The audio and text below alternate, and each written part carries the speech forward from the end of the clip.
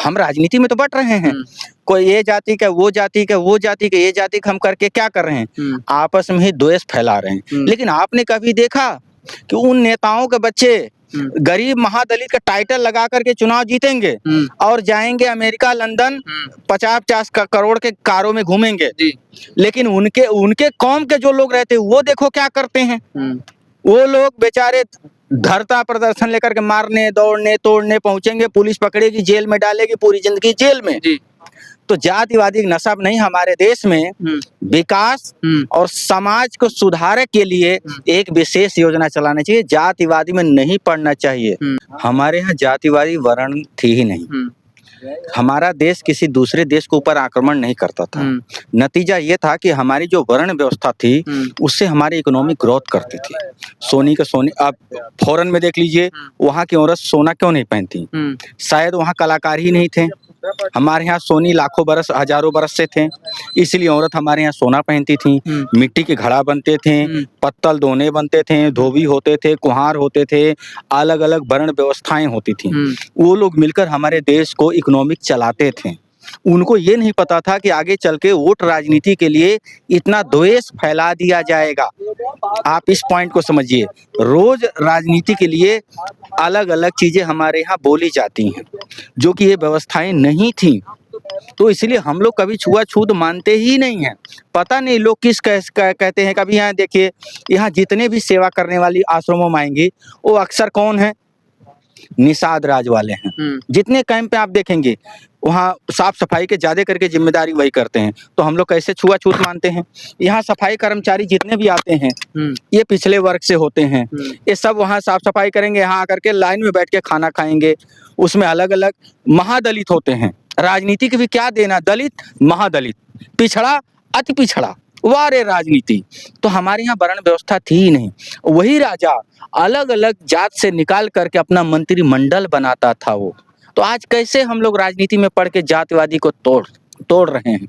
ये पांचों अंगुली है, पांचों को अपनी अहमियत है, लेकिन वाह रे राजनीति, तूने वोट के चक्कर में डिवाइड कर दिया। इसलिए पब्लिक को बचना चाहिए। जात के नशे पर कभी नहीं होना चाहिए। आप धर्म के नशे पर मत रहिए, चल जाएगा, लेकिन देश के नशे पर रहिए। देश हैं तो हम, बस हम राजनीति में तो बट रहे हैं। कोई ये जाति का, वो जाति का, वो जाति का, ये जाति का हम करके क्या कर रहे हैं? आपस में ही द्वेष फैला रहे हैं। लेकिन आपने कभी देखा कि उन नेताओं के बच्चे गरीब महादलित का टाइटल लगा करके चुनाव जीतेंगे और जाएंगे अमेरिका, लंदन, 50-50 करोड़ के कारों में घूमेंगे, लेकिन उनके कौम के जो लोग रहते हैं वो देखो क्या करते हैं। वो लोग बेचारे धरता प्रदर्शन लेकर के मारने, दौड़ने, तोड़ने पहुंचेंगे, पुलिस पकड़ेगी, जेल में डालेगी, पूरी जिंदगी जेल में। तो जातिवादी नशा नहीं, हमारे देश में विकास और समाज को सुधार के लिए एक विशेष योजना चलानी चाहिए। जातिवादी में नहीं पड़ना चाहिए। जातिवाद कभी भी हमारे यहाँ हावी नहीं हुआ जब से राजनीति आया, और इसके पहले जब से कुछ विदेशी आक्रमणकारी थे उन्होंने अपने फायदे के लिए यहाँ जातिवादी के बीज बोया और आज हमारे लिए एक नासूर बन गया। और जैसा कि 2027 में चुनाव भी हो रहा है और इसी आप जाति की बात कर रहे हो, राजनीति की बात कर रहे हैं, तो किस मुद्दे पे लोगों को वोट देना चाहिए? देखिए, वोट की तो बात में हम एक पॉइंट और, उस पर हम थोड़ी देर बात करता हूँ। एक पॉइंट और सुनिए।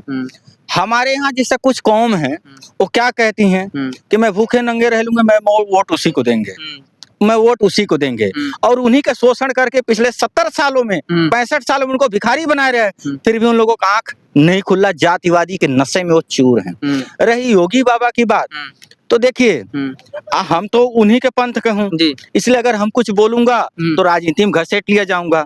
मेरे को लगता है कि आपको गाँव में जाके निचले तबके से पूछना चाहिए। उन्हें जो सुकून, वो उन्हें जो आनंद आ रहा है, इसमें कोई शंका नहीं है को 2027 में न आवे, इसका कोई रीजन नहीं दिख रहा है। पूरा साधु संत से लगा, सभी लोग सपोर्ट। साधु संत को देखो, हाँ एक पॉइंट बहुत बोले। एक बात समझिए, आपके इस देश में, हमारे भारत देश में इस समय लगभग 80 लाख साधु हैं और वो अनमैरिज हैं। सरकार करोड़ों रुपया लगा के कहती है कि नसबंदी कराओ। अब यहाँ देखिए, जितने हमारे साधु हैं सब ये सिंगल हैं। अच्छा। शादी विवाह के बगैर हैं। अगर हम शादी विवाह किए होते तो हम चाइना के भी पीछे छोड़ देते हैं। 1947 से 2015 तक हमारे 1 करोड़ बाबाओं ने शादी नहीं किया। अच्छा। अगर वो शादी की होते तो आज जनसंख्या कहाँ जाती। हम सरकार को टैक्स भी देते हैं, हम सरकार के कानून भी मानते हैं, आप जैसे पब्लिक हमें सपोर्ट करते हैं, हम आश्रम बनाते हैं, हम लोगों को रोजगार भी देते हैं। लेकिन मोदी के पहले हम बाबाओं को भुलवा दिया गया था। मोदी आए तो हम बाबाओं को सम्मान दिए, इसलिए वो सत्ता पर बने हैं। तो जब धर्म के पीछे रहेगा, धर्म उसके पीछे रहेगा। लेकिन कहीं ना युवा वर्ग जो परेशान बाबा जी, शिक्षा जो है उनको नहीं मिल पा रहा, नौकरी नहीं मिल पा रहा है, और नौकरी मिला धांधली हो जा रहा है, सरकार उस पर कुछ देख नहीं रही है। देखिए जी, ये आपने पॉइंट कहा, रोजगार, उनको बोलना चाहिए। रोजगार, बेरोजगार है।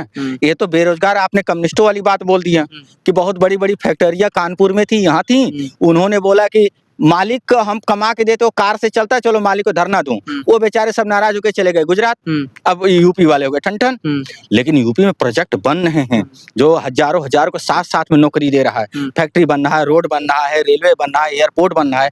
ये जॉब पैदा करेंगे और सरकार उसके साथ में वो भी तो दे रही है कि आप धन लो, बिजनेस चलाओ। नौकर ही क्यों बनना चाहोगे? अमेरिका से पूछा जाए अगर 100 हैं तो 95 कहेंगे हम अपना व्यवसाय बनाना चाहता हूँ। और हमारे भारतों को सोचे कि हम नौकर बनूंगा, तो नौकर की तरफ क्यों, व्यवसाय क्यों नहीं, मालिक क्यों नहीं बनना चाहते हो? तो फिर सरकार को वैकेंसी नहीं निकालना चाहिए, बंद कर देना चाहिए। निकाल तो रही है, कितना चाहिए? लेकिन वही ना, धांधली हो जा रहा है, बच्चे प्रोटेस्ट कर रहे हैं, मार खा रहे हैं, लाठी खा अरे रहे हैं। भाई तो देखो पूरे सिस्टम तो सरकार नहीं है ना, जहाँ जो मिलेगा उसको पकड़ेंगे। सरकार को इस पर एक्शन लेना चाहिए, एक्शन लेना। क्योंकि योगी जी से बड़ा भरोसा है लोगों का। बिल्कुल बिल्कुल लेना चाहिए, वही चीज है। ठीक।